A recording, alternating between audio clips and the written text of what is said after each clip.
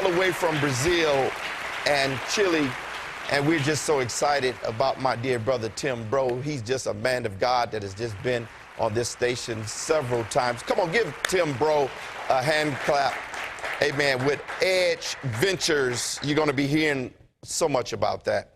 And I am now just ecstatically excited about my dear brother. God has gifted him. And it's just amazing how God gifts us in so many different ways. And I want everyone to celebrate family to welcome now Dr. William Guy. God bless you. Glad to be here. All right. Dr. Guy, God has really positioned you in a very unique way, and you have brought not just inspiration, but information to the kingdom as it relates to the Shroud of Turin.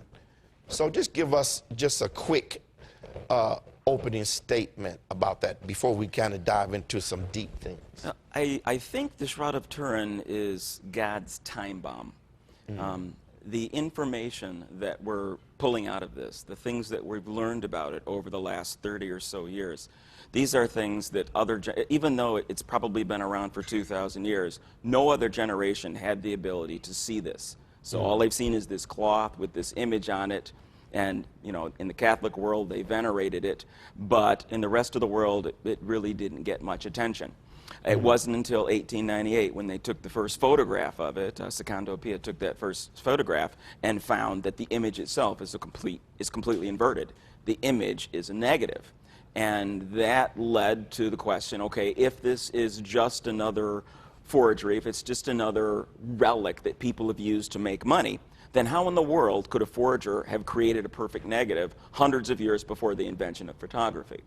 And that's what got them started. And that's a very powerful point, even in itself. Well, yeah, that is. There's nothing else like it. And then in the 1970s, well, first, before the 1970s, a number of doctors, including several pathologists, examined the body of the man in the shroud, what's depicted here. And you can see that they've all been convinced that the body depicted here is a body of somebody who actually, it's a real body, a real human body that suffered death by crucifixion.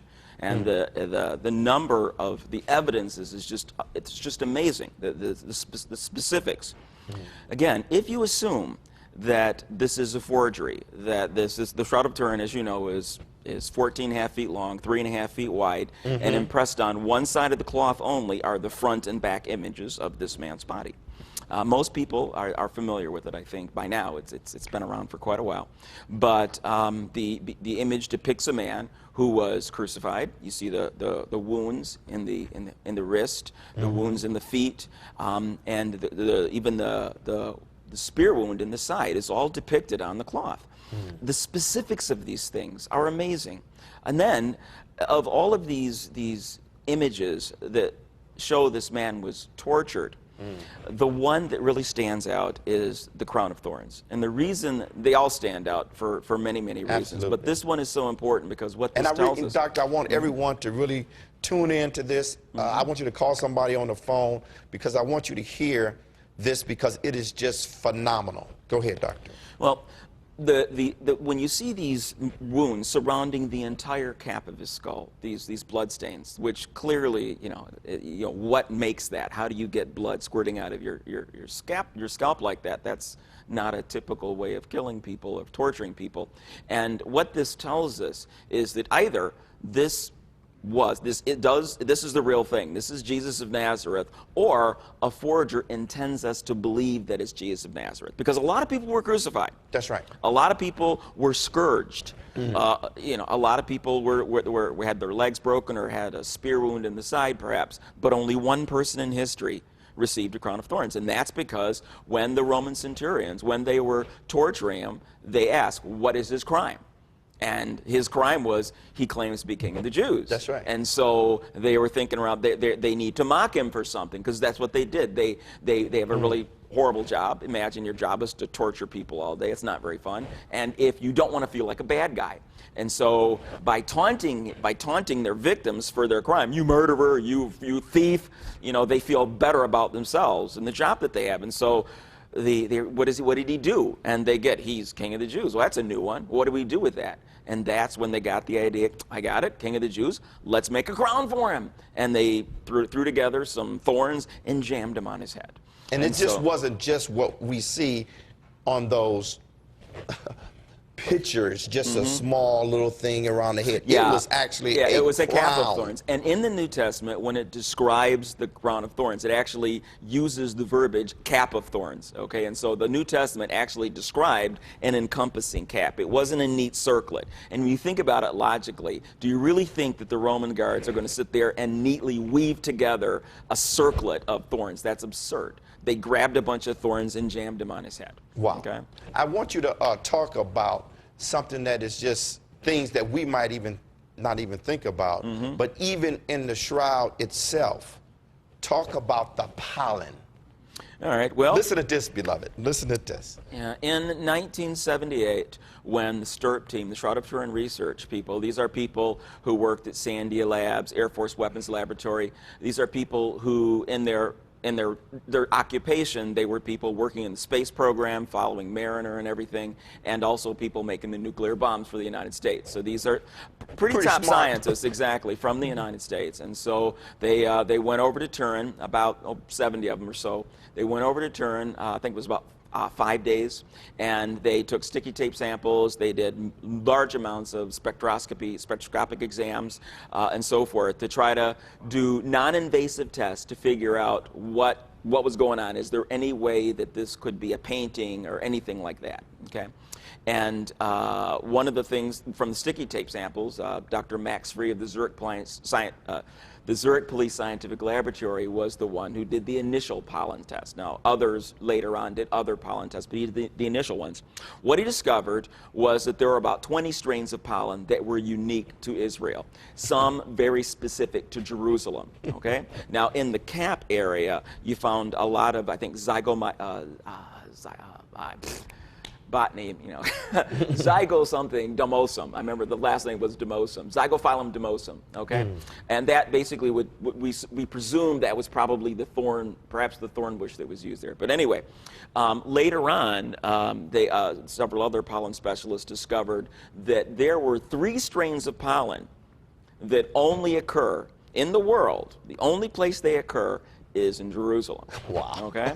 So what that tells us is that, a lot of people want to believe that this is a 14th century forager, especially after in 1988, the dating, they did that dating, and they got a date from the Middle Ages, and they go, see there, it was created in Europe, it was a forgery, and so forth. Well, if this was a forgery created in the Middle Ages in Europe, then why does it have Jerusalem pollen on it? Okay, and see, not only that, you have on the shroud you have an image side and a non-image side. When they wrap the body, okay, imagine my hand is the body, and do you have a piece? Can I use your paper there? Absolutely. Okay, all right. So here's my hand is the body, and they wrapped it like this, where the fingernails are the head, and they wrapped it like that. Right. Okay. Now, on the side that touched that came in contact, or that was directly over the body, that's where you see the image of the man's body, the face on one side and the back of the head on the other, and so forth. On the other side of the cloth, the image doesn't penetrate through the cloth at all. The image of the body is very, very superficial. Right. It only penetrates microns. So we're Impossible. talking, I mean, you can take a razor blade and it's gone. Okay, it's only on the very top superficial fibrils. Okay, wow. On the other side of the cloth, there is no body image. But on this side of the cloth, where it presumably laid on the limestone bench in the tomb, all right, there's all this dirt. On the shroud, you find all this calcium carbonate dirt. Okay, now that discovery raised a lot of eyebrows, because they think calcium carbonate. Okay, that's limestone, right? Well, you look at the first century Israeli rolling stone tombs are all carved out of limestone. Wow. Now, it turns out Dr. Eugenia Natowski did her master's degree at Notre Dame on specifically looking at Jewish burial tombs from the first century. and she uncovered a lot of them. And there's in the full program, if you go to YouTube, I have a program called Shroud of Turin in about 100 minutes, and I go over the whole thing. And you see a map of Israel, and it shows you the sites where she took samples from those various tombs from around Jerusalem. What is very interesting is that, first of all, Dr. Joseph Colbeck at Hercules Aerospace International, he found that the limestone on the back of the shroud is travertine limestone, for one thing, and that is the kind of limestone that you find in Israel, okay? Only about 25% of the world's limestone is travertine. It's right there in Israel. Yeah. Wow. Now, he did electron microscopic energy dispersal and discovered that the fingerprint, okay, because this particular limestone has traces of strontium and iron, but no lead. Now that is interesting because of all of those samples of Rolling Stone tombs from the 1st century, most of them have contaminated with lead in it. The one in Jerusalem doesn't. Wow. Okay? And so the fingerprint of the dirt on the back of the shroud matches the Jerusalem limestone more than any of the others. More evidence. And then it was confirmed. It was confirmed. They basically they double checked it. Dr. Ricardo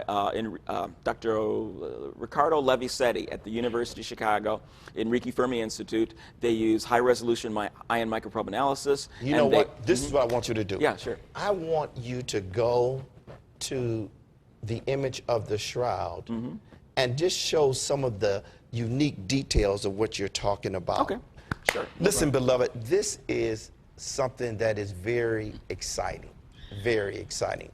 And I want you to take a look at the shroud, the image that years of research and just undisputable evidence of what's going on. Dr. Guy, go ahead and take it from there.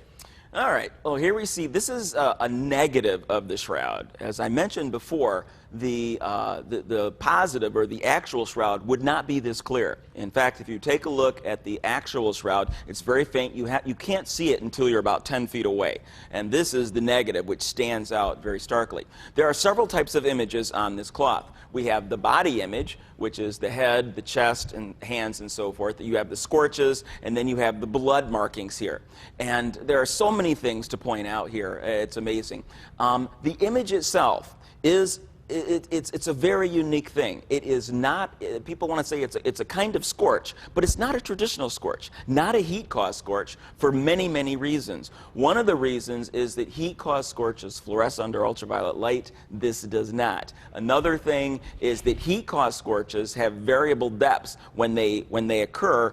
Like, for example, if you take a hot statue and you burn the cloth, the nose burns all the way through the cloth before the parts that are farther away do that. This is extremely uniform. This image is only present on the very top surface fibrils, penetrating nanometers, microns into the cloth and not deeper.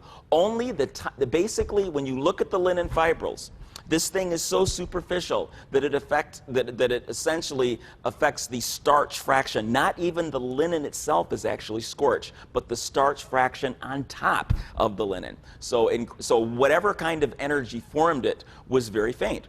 The best theory that we really don't know how to reproduce this. It's not reproducible, and that is the deal. That is what is so significant about this. We have no natural explanation that explains all of the characteristics of this cloth. And see, that's the thing, is that what happens, I mean, if we take a look at explanations such as using a hot statue, it doesn't fit. If you look at paints or pigments, those don't fit. The physical characteristics of this cloth don't fit with any of that. We are left with no credible normal, natural mechanism to explain how this image got on the cloth. And that is what makes this thing very special. We have no way to reproduce it, okay? Which suggests that if it's not natural, that leaves some type of paranormal event to explain this. And that's kind of where we're at right now. And that's what makes this amazing. This is a time bomb that God set it to go off in our time as evidence to an unbelieving world. Wow.